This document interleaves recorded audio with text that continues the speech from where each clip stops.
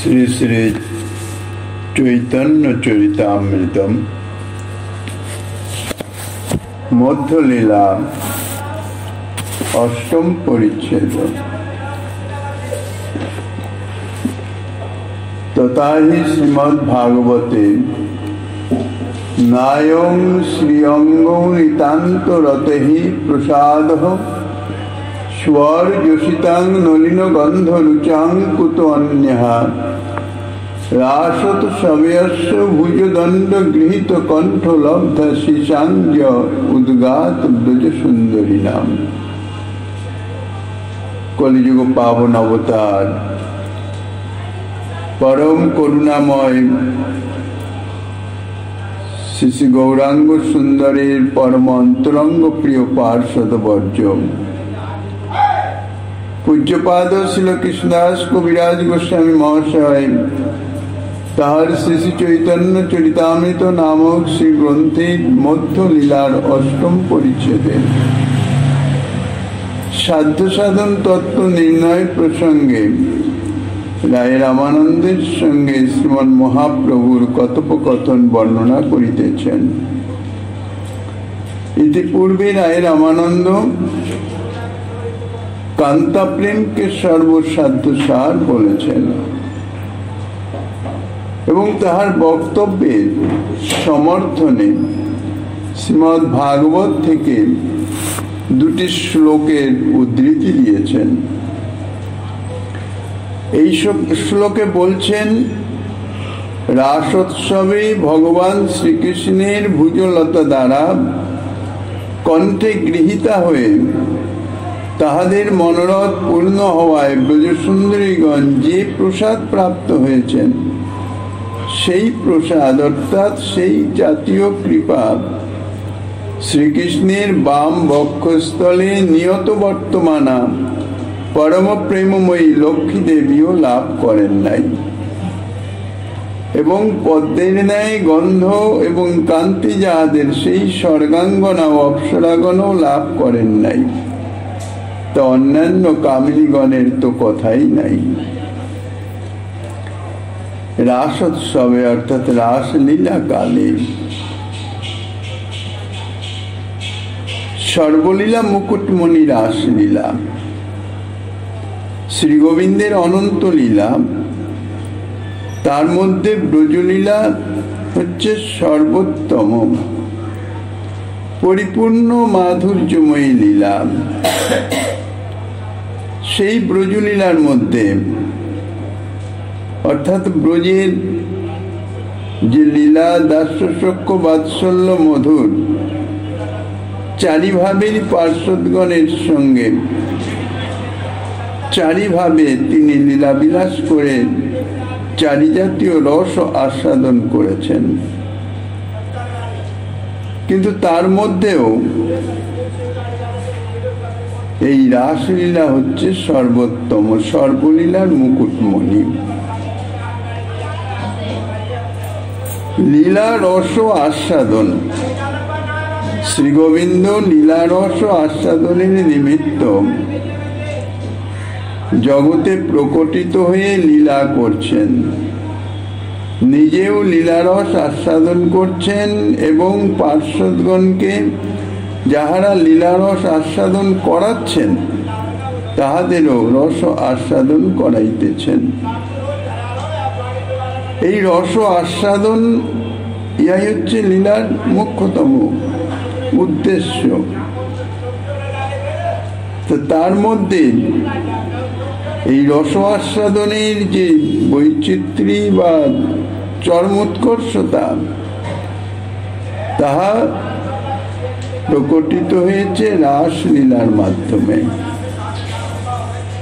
অর্থাৎ সর্বোত্তম ভাবে রস আস্বাদন হয়েছে এই লীলাতেই, যার জন্য এই রাসলীলাকে সর্বলীলা মুকুটমণি বলা হয়েছে।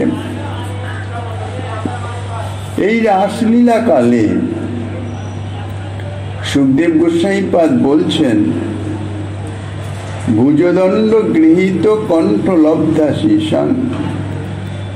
ভুজরূপ দণ্ড হচ্ছে ভুজদণ্ড, অর্থাৎ দণ্ডের ন্যায় সুগোল এবং ক্রমশ সরুতা প্রাপ্ত সুশোভন বাহু।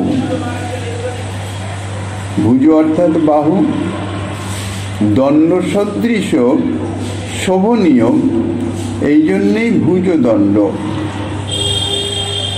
তাদৃশ সুশোভনীয় বাহু দ্বারা গৃহীত বা আলিঙ্গিত হয়েছে কণ্ঠ যাহাদের। রাসোৎসব সময়ে রসিকেশেখর শ্রীকৃষ্ণ নিজস্ব শোভন বাহু দ্বারা প্রীতি ভরে যাহাদের কণ্ঠ জড়িয়ে ধরেছিলেন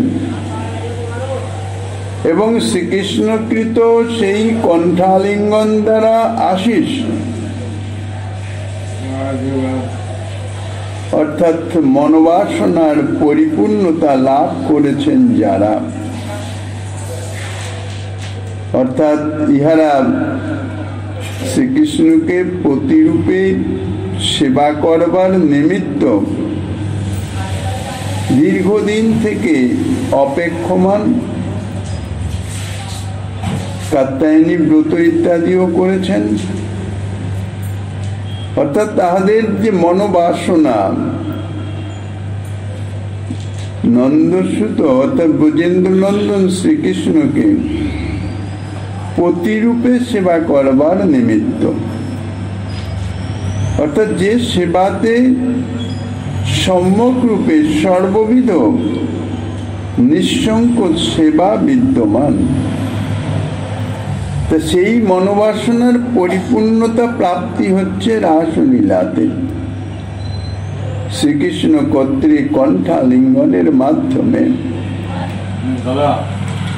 শ্রীকৃষ্ণ কর্তৃক রাসলীলায় তদ্রূপ ভাবে আলিঙ্গিত হওয়াতে, অর্থাৎ তাহাদের মনোবাসনার অনুরূপ প্রেম সেবা করবার সুযোগ তারা প্রাপ্ত হয়েছেন এবং শ্রীকৃষ্ণ সর্বান্তকরণে সর্ববিধ ভাবে সেই প্রেম সেবা গ্রহণ করিতেছেন। কাজেই তাহাদের অভীষ্ট পূর্ণ হয়েছে। সেই সমস্ত ব্রজসুন্দরীগণ শ্রীকৃষ্ণের নিকট থেকে যে প্রসাদ অর্থাৎ যে অনুগ্রহ, যে কৃপা অর্থাৎ নিজাঙ্গ দ্বারা শ্রীকৃষ্ণকে সেবা করবার যে তাদের মনোবাসনা এবং সেই সেবা করবার যে অধিকার প্রদান করেছেন শ্রীকৃষ্ণ, যে অনুগ্রহ করেছেন, যে কৃপা করেছেন এবং যার মাধ্যমে শ্রীকৃষ্ণের অঙ্গ সঙ্গ জনিত একটা পরম সুখের যে উল্লাস লাভ করেছেন, এই উল্লাস নিজ সুখজনিত নয়, শ্রীকৃষ্ণকে সর্বতভাবে সুখী করতে পারার জন্যে, সেই জন্যেই একটা পরম তৃপ্তি বা পরম সুখের উল্লাস যা অন্তরে অনুভূত হয়েছে। জগতেও দেখা যায় কেউ যদি কোনো কর্মে রত হন, সেই কর্ম, যে কোনো কর্ম করতে গেলে আগে তাহার সূচনা মনে আসে, মনে তার বাসনার সৃষ্টি হয়, তদ অনুরূপ সেই কর্মে প্রবৃত্ত হয়, হয়ে তারপর সেই কর্ম সম্পাদন হয়। এখন সেই কর্মটি যদি সর্বতভাবে সর্বাঙ্গীনভাবে সার্থকভাবে সম্পন্ন হয়, তাহলে অন্তরে একটা তৃপ্তির একটা অনুভব অর্থাৎ সুখের একটা উল্লাস বা অনুভব আসে। তা ব্রজসুন্দরীগণেরও দীর্ঘদিনের মনের বাসনা শ্রীকৃষ্ণের প্রেম সেবার নিমিত্ত, মধুর ভাবের প্রেম সেবা প্রতিরূপে লাভ করতে চেয়েছেন। তার অন্তর্নিহিত উদ্দেশ্য হচ্ছে যে সর্বতভাবে সেবা করবেন, এমনকি নিজাঙ্গ দ্বারাও সেবা করে শ্রীকৃষ্ণকে সুখী করবেন।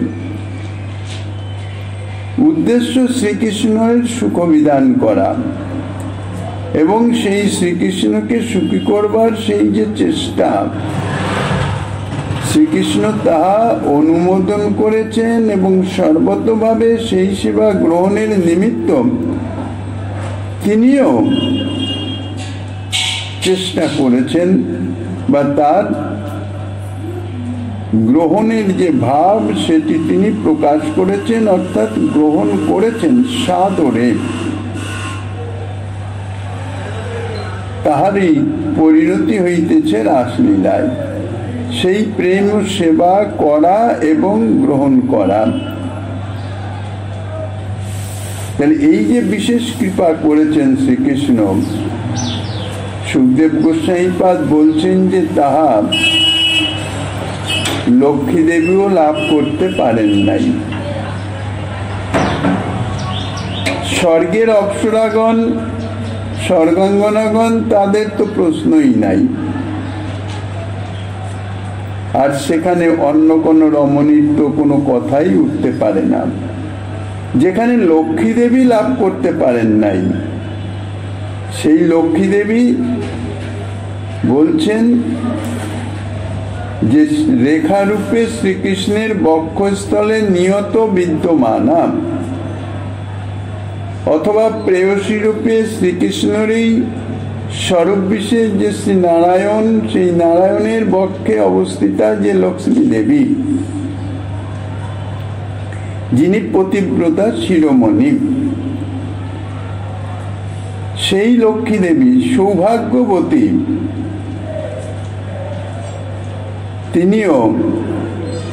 তিনি সেই সৌভাগ্য লাভ করতে পারেন নাই। নিতান্ত রতে, অর্থাৎ শ্রীকৃষ্ণে নিতান্ত অত্যন্ত গাঢ় রতি যাহার, শ্রীকৃষ্ণে গাঢ় প্রেমবতী যে লক্ষ্মী দেবী, তিনিও লাভ করতে পারেন নাই। লক্ষ্মী দেবী তিনি তো তাহার কান্তা স্বরূপ, কাজে এটি তো স্বাভাবিক, এ সেবায় তো তাঁর স্বাভাবিক অধিকার। কিন্তু রাসোৎসবে শ্রীকৃষ্ণ যে জাতীয় কৃপা করেছেন এই ব্রজসুন্দরীগণকে, বা ব্রজসুন্দরীগণের যে জাতীয় প্রেম সেবা, সেই জাতীয় প্রেম সেবা লক্ষ্মী দেবীরও নাই, অর্থাৎ সেই জাতীয় প্রেম সেবার বাসনা লক্ষ্মী দেবীরও নাই, আর তদজাতীয় সেবা গ্রহণ রূপ কৃপাও শ্রীকৃষ্ণের থেকে প্রাপ্ত হন নাই। এই রাসোৎসবে শ্রীকৃষ্ণের সঙ্গ লাভের জন্য রাসোৎসব একটা উৎসব বলে বলছেন। রাস অর্থাৎ বিশেষ রূপে প্রেম সেবার স্থান। সেই রাসে যার যার অধিকার অনুযায়ী পার্শ্বদবৃন্দ তাঁরা সেবা করেন, বিশেষ সেবা। এমনি সাধারণভাবে সেবা তো আছেই যার যার ভাব অনুযায়ী, কিন্তু মধুর ভাবের জানারা কান্তা ভাবাপন্ন তানাদের যে প্রেম সেবা, সেই প্রেম সেবা চরমোৎকর্ষ লাভ করেছিল এই রাস ও লীলার মাধ্যমে। এমনই একটি অভূতপূর্ব লীলাস্থলী বা লীলাস্থান বা লীলা, যে যার মধ্যে সকলের প্রবেশ অধিকার নাই।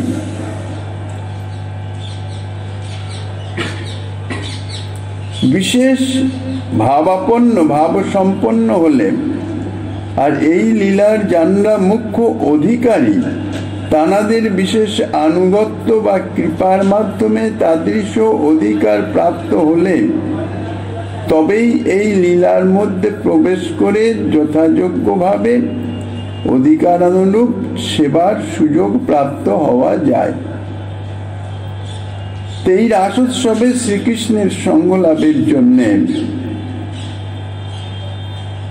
সেই শ্রীকৃষ্ণের নিত্য প্রেয়সী গাঢ় প্রেমবতী লক্ষ্মী দেবী,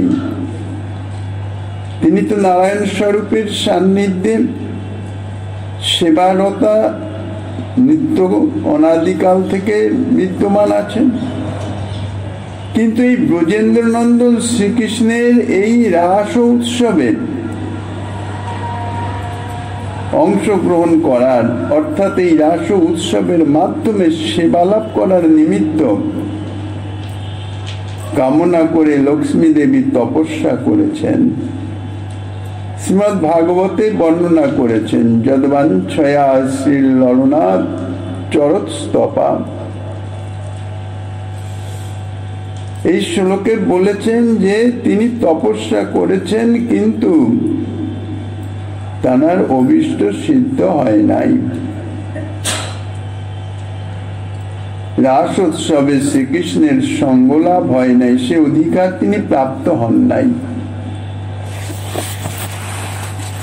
তাই বলছেন পরম প্রেমবতী শ্রী অর্থাৎ লক্ষ্মী দেবীও সেই ব্রজ সুন্দরী গণের ন্যায় সৌভাগ্য লাভ হয় নাই। বাহ্যিক দৃষ্টিতে আহিরিণী গোয়ালিনী সাধারণ ব্রজ রমণী, তারা যে জাতীয় সৌভাগ্য প্রাপ্ত হয়েছেন শ্রীকৃষ্ণের নিকট থেকে, সম্পদ ঐশ্বর্যের অধিষ্ঠাত্রী দেবী নিত্য কান্তা স্বরূপ সেই লক্ষ্মী দেবীও তপস্যা করেও সে সৌভাগ্য, সেই কৃপা, সে অধিকার প্রাপ্ত হন নাই। সেই সঙ্গে সুখদেব গোস্বামীপাদ আরো এক ধরনের রমণীর দৃষ্টান্ত দিয়েছেন, নলিন ও গন্ধ রুচান। পদ্মের ন্যায় গন্ধ এবং কান্তি যাহাদের অঙ্গের কান্তি পদ্মের ন্যায় সুন্দর এবং স্নিগ্ধ, এবং যাহাদের অঙ্গের গন্ধ পদ্মের গন্ধের ন্যায় অত্যন্ত মনোমুগ্ধকর, তাদৃশ স্বর যোষিতাং স্বর্গীয় রমণীগণের অর্থাৎ অপ্সরাগণের সৌন্দর্যে যাহাদের শ্রেষ্ঠত্বের আসনে বসানো হয়েছে। কোন সুন্দর রমণীকে দেখলেই বলে আর স্বর্গের অপ্সরী যেন। তাহলে কোন সৌন্দর্য এই কি প্রাপ্তি যোগ্যতা নয়? তা যদি হতো তাহলে এই স্বর্গীয় রমণীগণের তারা অবশ্যই এই কৃপা পেতে পারতেন। তো নিত্যকান্তা লক্ষ্মী দেবী নিত্যকান্তা হয়েও সদা পতি সেবা রতা থেকেও এ সৌভাগ্য প্রাপ্ত হন নাই। আর পরম সৌন্দর্যের অধিকারিণী স্বর্গীয় রমণীগণ অপ্সরাগণ তারাও ব্রজসুন্দরী দিকের ন্যায় এই সৌভাগ্য প্রাপ্ত হন নাই। সেখানে অন্যান্য যে রমণীগণ তাদের তো কথাই নাই, তাদের কথা উল্লেখ করারও অপেক্ষা নাই। স্বর যোষিতাং এই শব্দের বৈষ্ণব তোষণিকার টিকা করেছেন, স্বর যোষিতাং স্বস চূড়ামণি শুভ গয়ন্ত মিবাত্মধিষ্ণমিক্তুক্ত দিশা দিব্য সুখ ভোগাস্পদ লোক গণ শিরোমণি বৈকুণ্ঠ স্থিতানাং ভূলীলা প্রভৃতি নাং মধ্যে। স্ব অর্থাৎ দিব্য সুখ ভোগাস্পদ লোকসমূহের শিরোমণি তুল্য বৈকুণ্ঠ। এখানে সোয়া মানে ব্রহ্মাণ্ডের অন্তর্গত স্বর্গলোক নয়। দিব্য সুখ সম্পদ যেখানে বিরাজমান যে সমস্ত লোকে, সেই সমস্ত লোকসমূহের যিনি শিরোমণি অর্থাৎ সর্বোচ্চ বিরাজমান সেই বৈকুণ্ঠ ধাম, সেই বৈকুণ্ঠ ধামে ভূ লীলা প্রভৃতি যে সকল পরম প্রেমবতী ভগবত নিত্য কান্তাগণ বিদ্যমান আছেন, বৈষ্ণব দর্শনিকার এই স্বর্যসিতাং বলতে তাদেরই নির্দেশ করেছেন। তাহাতে যুক্তিও আছে, কেননা স্বর্গ ব্রহ্মাণ্ডের অধীনস্থ একটি লোক বা একটি ধাম। কোথায়? বৈকুণ্ঠে নারায়ণের বক্ষবিলাসিনী কান্তা লক্ষ্মী দেবী, তানার সমপর্যায়ে অন্য কারো তো দৃষ্টান্ত হওয়া উচিত।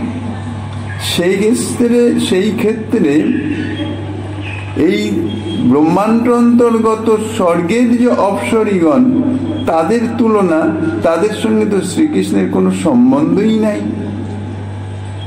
কাজেই তারা শ্রীকৃষ্ণের এই কৃপা প্রাপ্ত হলেন কি না হলেন এ প্রশ্নের কোনো অপেক্ষা নেই, এ প্রশ্ন আসেও না।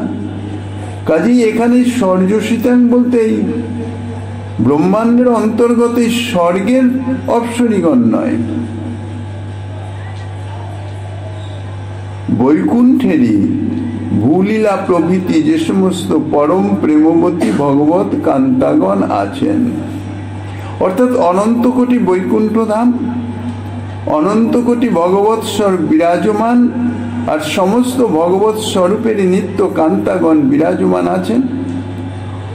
একটা সম পর্যায়ভুক্ত সম মর্যাদা সম্পন্ন তো হবে, কোনো তুলনা করতে গেলে কারোর সঙ্গে সম পর্যায়ভুক্ত হওয়া চাই। কাজেই অনন্ত কোটি বৈকুণ্ঠ ধামের সর্বোপরি হচ্ছে পরম নারায়ণের ধাম, নারায়ণের স্থান, নারায়ণের নিত্য কান্তা লক্ষ্মী দেবী। সেই সঙ্গে অন্যান্য যে ভগবৎ স্বরূপগণ, তানাদেরও যে নিত্য ধাম, তাহাও বৈকুণ্ঠ নামেই অভিহিত। সমস্ত ভগবৎ স্বরূপেরই নিত্য কান্তাগণ তানারা বিরাজমান আছেন। সেই সমস্ত কান্তাগণের কথা বলা হচ্ছে। অর্থাৎ অন্য কোন ভগবৎ স্বরূপের কোন নিত্য কান্তা তানারা কেউই কখনো এই জাতীয় কৃপা প্রাপ্ত হন না। স্বর্যসিত শব্দে সুখদেব গোস্বামীপাদ এখানে সেই অনন্ত কোটি বৈকুণ্ঠ ধামে শ্রী ভগবানের অর্থাৎ পরম প্রেমবতী ভগবত কান্তাগণ যারা আছেন তানাদের কথা বলছেন, এবং তাদের মধ্যেও নিতান্ত রতে অর্থাৎ পরম প্রেমযুক্তা অর্থাৎ সমস্ত ভগবত কান্তাগণের মধ্যে সর্বশ্রেষ্ঠ হচ্ছেন লক্ষ্মী দেবী। মানে অনন্ত কোটি বৈকুণ্ঠ ধামস্থিত যে সমস্ত ভগবত কান্তাগণ বিরাজমান আছেন তাদের মধ্যে যেমন নারায়ণ সর্বোৎকর্ষে সর্বশ্রেষ্ঠত্বের অবস্থায় আছেন, তেমনি তাদের কান্তাগণের মধ্যে সর্বশ্রেষ্ঠ হচ্ছেন লক্ষ্মী দেবী। লক্ষ্মী দেবীরও বজুসুন্দরী দিগের ন্যায় সৌভাগ্য লাভ হয় নাই। যাহাদের অঙ্গকান্তি পদ্মের ন্যায় সুন্দর স্নিগ্ধ, যাহাদের অঙ্গগন্ধ পদ্মের গন্ধের ন্যায় মনোহর, ভূলীলা প্রভৃতি সেই ভগবত কান্তাগণ ও ভগবানের অত্যন্ত প্রেমবতী, কিন্তু লক্ষ্মী দেবীর প্রেম তাহাদের প্রেম অপেক্ষাও অনেক গাঢ়। এই জন্য শ্রী লক্ষ্মী দেবীকে স্বতন্ত্র ভাবে বর্ণনা করেছেন। এতাদৃশ লক্ষ্মী দেবীও কিন্তু ব্রজসুন্দরী দিগের ন্যায় সৌভাগ্য লাভ করতে পারেন নাই। শ্রী ভগবানের যে বশ্যতা তাহা তো প্রেম অনুরূপ হবে।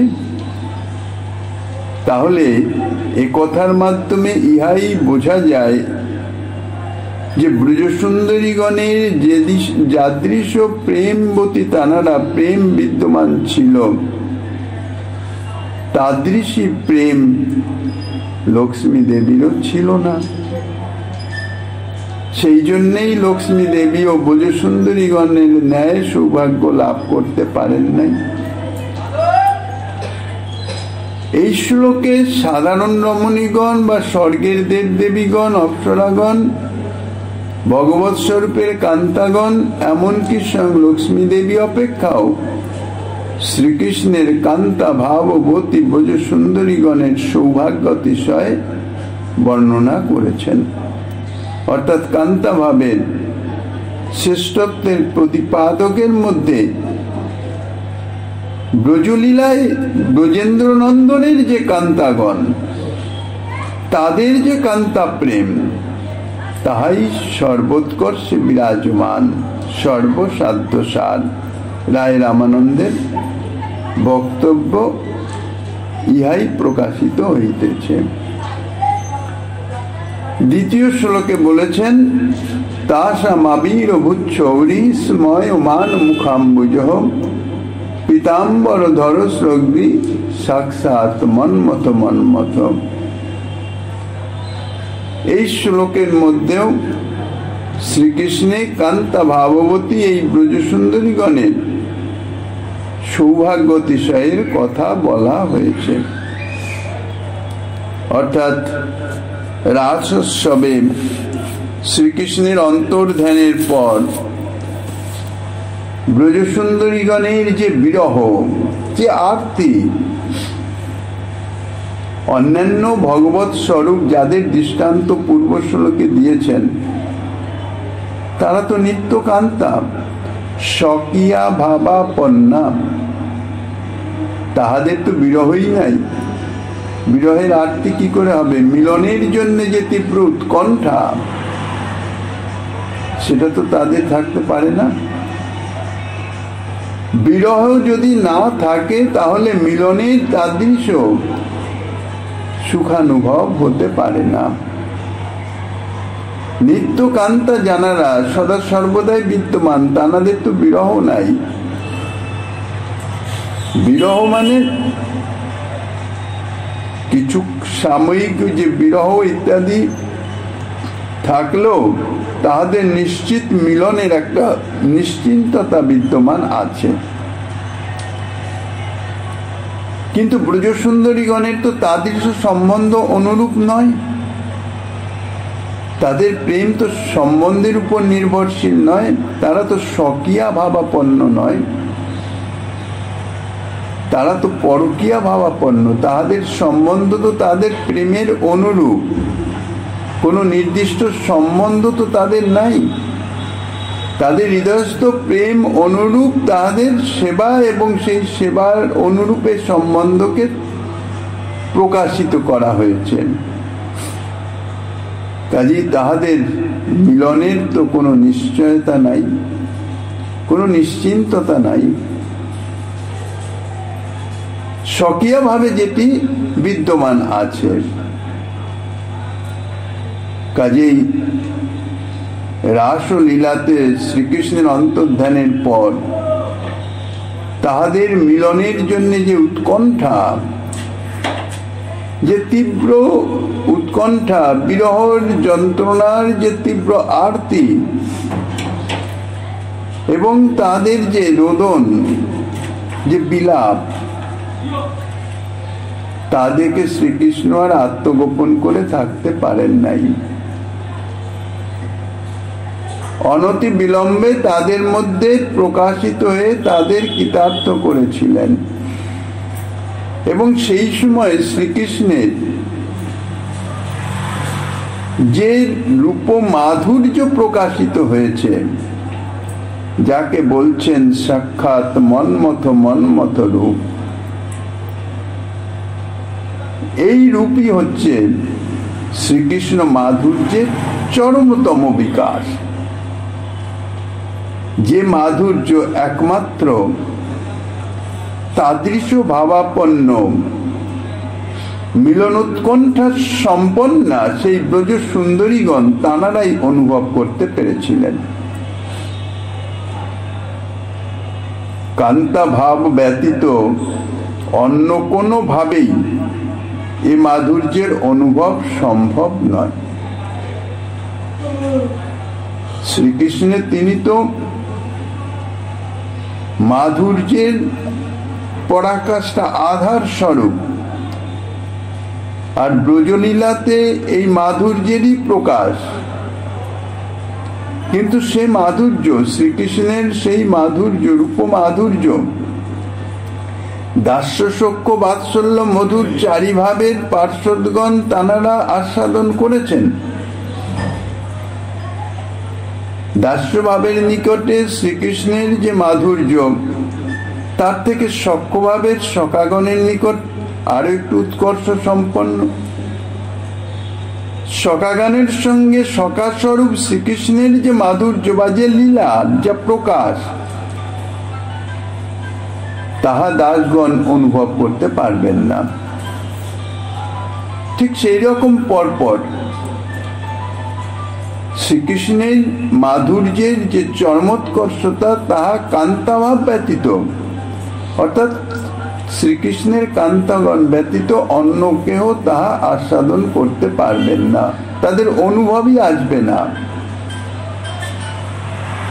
আবার এই কান্তাগণের মধ্যে স্বকীয়া কান্তা সম্পন্ন যান না, তানাদের নিকটে এ জাতীয় মাধুর্যের প্রকাশই হবে না। কেননা মাধুর্যের যে প্রকাশ,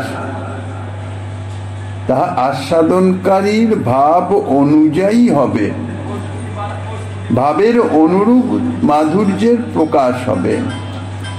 তাহলে এই রাস উৎসবে বিরহ অবস্থায় তাহাদের যে বিরহ উৎকণ্ঠা, অর্থাৎ বিরহার্থী এবং মিলনোৎকণ্ঠার যে তীব্রতা, যে চরম কক্ষায় পৌঁছে গেছিল, যার জন্য শ্রীকৃষ্ণের সাক্ষাৎ মন্মথ রূপে যে আবির্ভাব, যে প্রকাশ আর কি, তিনি তো কোথাও যান নাই, ওখানেই আছেন, কিন্তু অন্তর্ধানে অর্থাৎ আত্মগোপনে ছিলেন, ব্রজসুন্দরীগণের নিকট প্রকট ছিলেন না।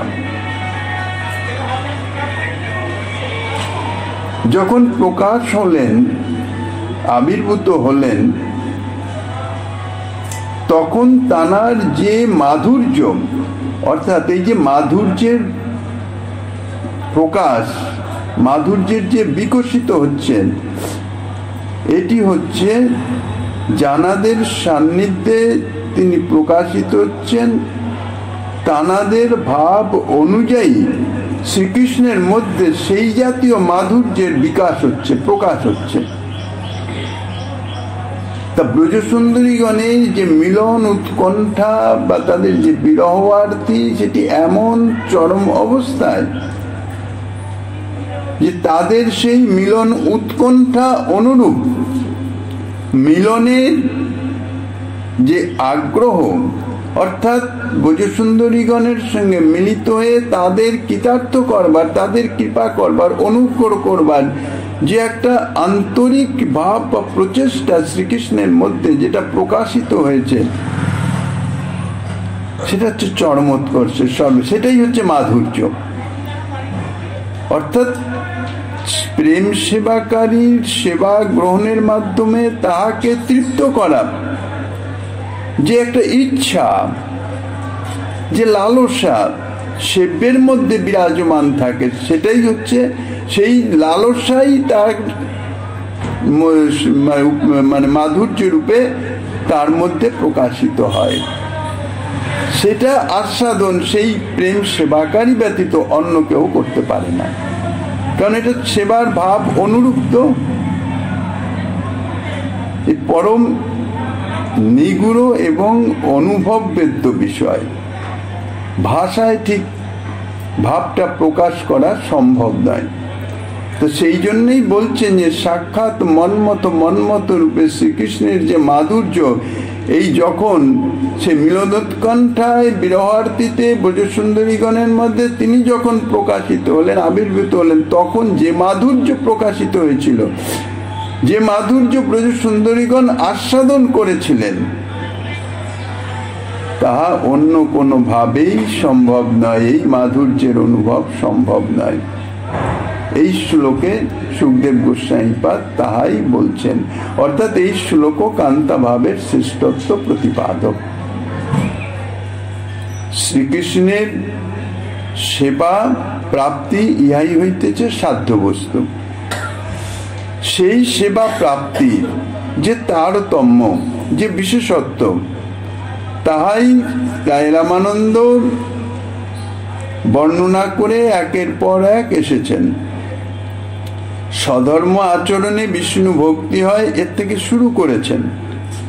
বিষ্ণু ভক্তি তার মানে বিষ্ণু ভগবানের সেবা। কিন্তু শ্রীমন মহাপ্রভুর জীব স্বরূপের চরম সাধ্য বস্তু যাহা, যার উপরে তার আর কোনো প্রাপ্তব্য কিছু থাকবে না, সেই জিনিসটা প্রকাশ করতে চাইছেন, যাহাতে জীব স্বরূপ তাহা শ্রবণ করে সেই জাতীয় সেবা প্রাপ্তির নিমিত্ত লালসাপন্ন হয়ে সেই জাতীয় সেবা প্রাপ্তি হয়ে ধন্যাতিধন্য হতে পারে। তা একের পর এক বর্ণনা করে, অর্থাৎ সেই প্রেম সেবারই যে বিভিন্ন বৈচিত্র্য, বিভিন্ন তারতম্য এবং সেবা বাসনার উৎকর্ষতা একের পর এক রায় রামানন্দ বর্ণনা করে শেষমেশ এই কান্তা ভাবের যে সেবা, সেই সেবার শ্রেষ্ঠত্ব প্রতিপাদিত করেছেন। শ্রীমন মহাপ্রভু তাহাকেই অনুমোদন করেছেন।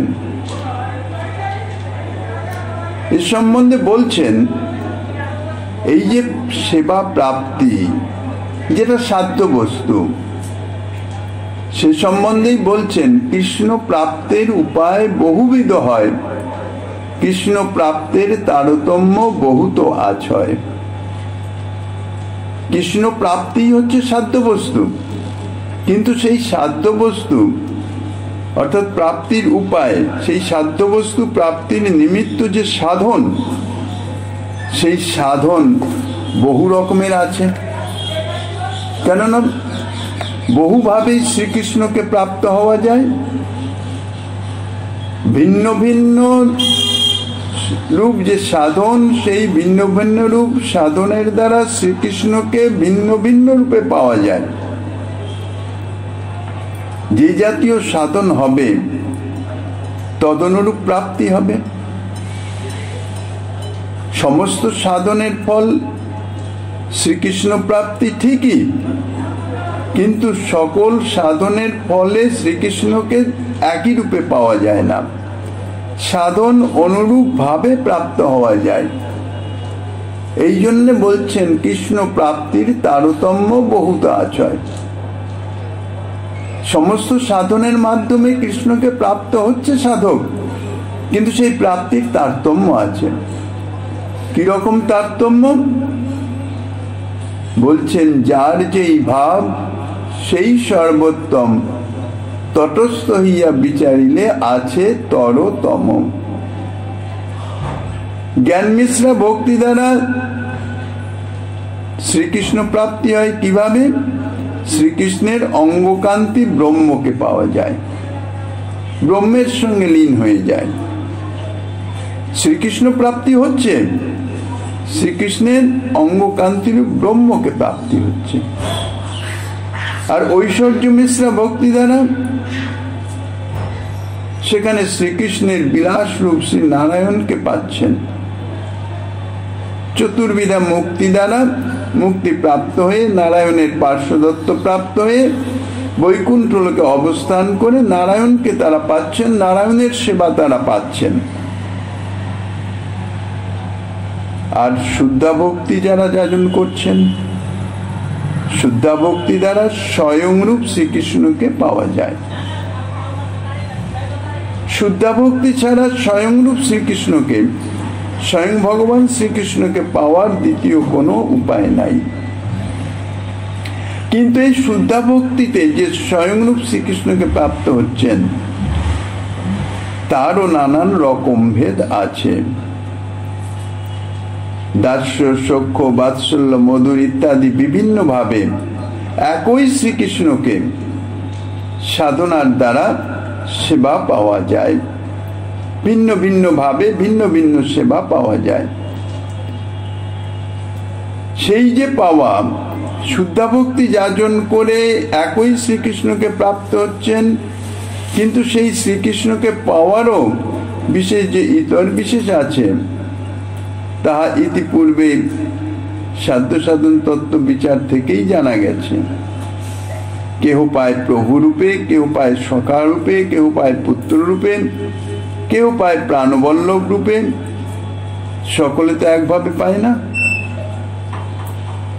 তাহলে এই যে প্রাপ্তিটা হচ্ছে কৃষ্ণ প্রাপ্তি, এটি নির্ভর করছে যার যে জাতীয় ভাব, যে জাতীয় প্রাপ্তি, যে জাতীয় ভাবে প্রাপ্তির কামনা, তদনুরূপ সাধনা অর্থাৎ বিভিন্ন সাধন প্রণালীতে কৃষ্ণ প্রাপ্তির বিভিন্নতা থাকলেও যিনি যেভাবে সাধন করবেন সাধকের নিকট কিন্তু সেইভাবেই সর্বোত্তম বলে তার অনুভূত হওয়া চাই। তা নইলে কিন্তু তার সাধনা সিদ্ধি লাভ করবে না। আমি যে সাধন পদ্ধতির মাধ্যমে শ্রী ভগবানকে যে রূপে পেতে চাই, সকলে তো সেইভাবে পাইবে না।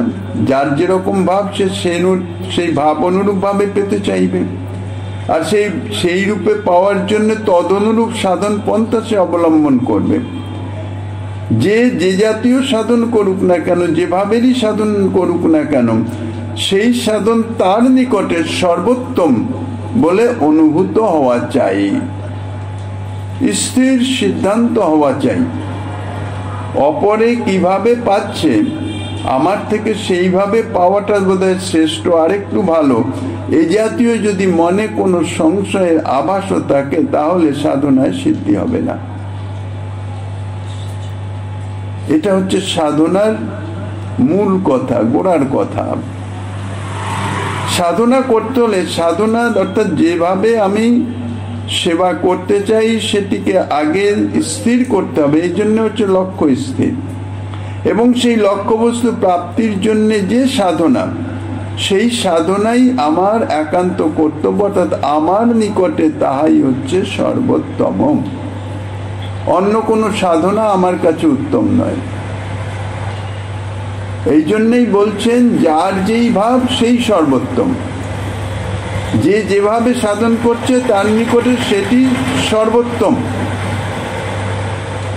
এটি হচ্ছে সাধনের অর্থাৎ সাধকের বিশেষ বৈশিষ্ট্য, সাধনের বৈশিষ্ট্য।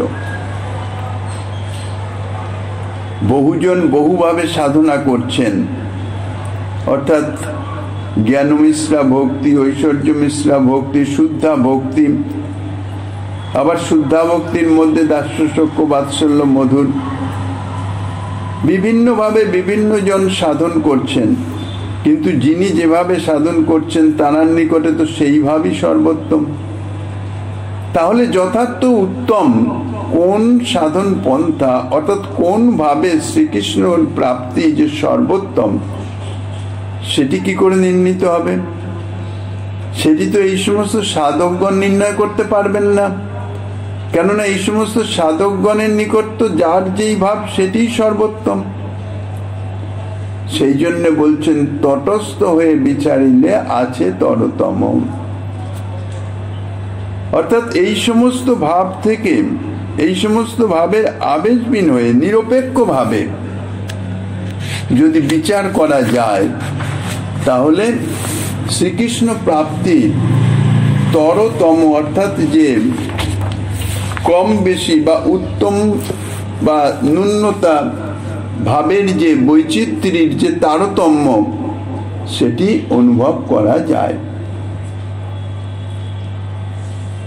এ সম্বন্ধে ভক্তি রসামৃত সিন্ধু থেকে একটি শ্লোক গোস্বামীপাদ উদ্ধৃতি দিয়েছেন। শ্রীমন মহাপ্রভু শ্রী গিরিধারীর কৃপা হলে আগামী দিন আস্বাদনের বাসনা রেখে অদ্যকার শ্রী চৈতন্য কথার এখানেই বিশ্রাম।